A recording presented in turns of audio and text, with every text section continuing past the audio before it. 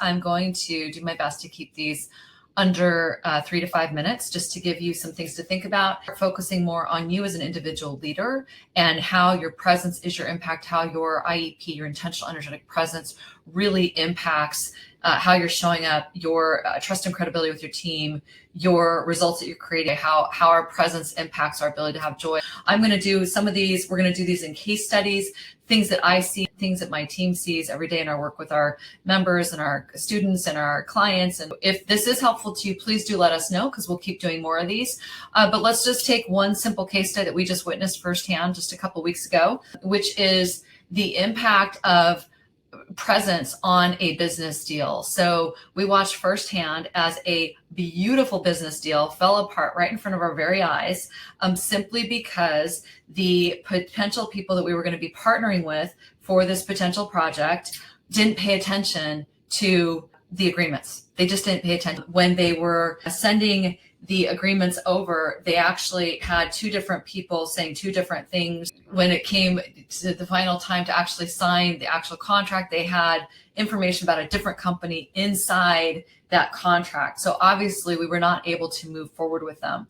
Unfortunately, this was something that was really exciting for us. This was something that I was really looking forward to doing with this particular company. It was going to add a lot of value to our clients. But when push came to shove, it really boiled down to presence. Now, when we decided not to do the work with the company, of course, I'm always big on giving feedback and being very transparent about why something didn't work. And when I gave this feedback to them and just kind of showed them, like, here are 3 things that had us pause as working with you as potential partners, when I gave them that feedback, what we found as they looked at it, and I give them a ton of credit because they were very open to the feedback, but what we found is it really boiled down to a lack of presence. It boiled down to them moving really, really quickly, them throwing together a standardized contract, them not communicating with each other, and just kind of assuming that this person had this handled and this person had this handled.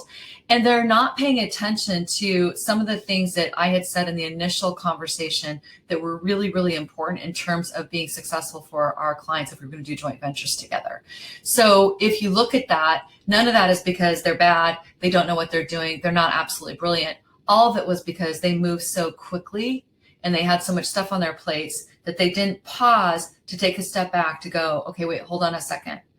Can we actually take on this work? Can we actually partner with this particular company? Can we deliver upon what we're saying we're going to deliver upon? Are we putting the right information into the contract? And do we actually want to do this? They didn't stop to have that conversation. So we have since decided not to work together, not because there's a problem or anything. We may work with them in the future under different circumstances, but we decided to ultimately pause on that project and to come back and revisit at a different time when they feel that they can be more present and organized, and when we feel that we can really lean into that and trust that. So there's an example of a deal. Now, that's my personal example. I will say it wasn't fun for me. It was not a picnic. It was a lot of wasted time and energy on my part and also on my team's part. I was really disappointed because I really like these people and I think it could have been great. However, there's a rule in this work, which is how you do one thing is how you do everything. So if when you start out with a potential partner, if you start out with an employee, when you interview and somebody's interviewing for a job, how they show up, the problems that show up in that beginning are likely going to manifest themselves as you move forward. So you really, really want to pay attention to that. Now, from presence on our end, I would not have picked up on any of that. And there's a time I would have pushed through that to make it happen because I wanted it to happen so badly.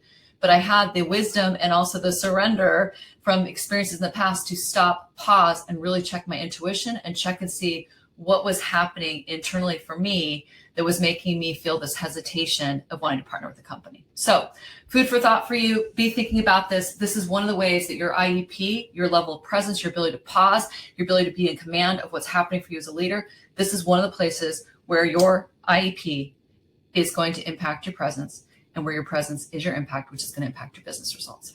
If you'd like to learn more, please take a look at our website.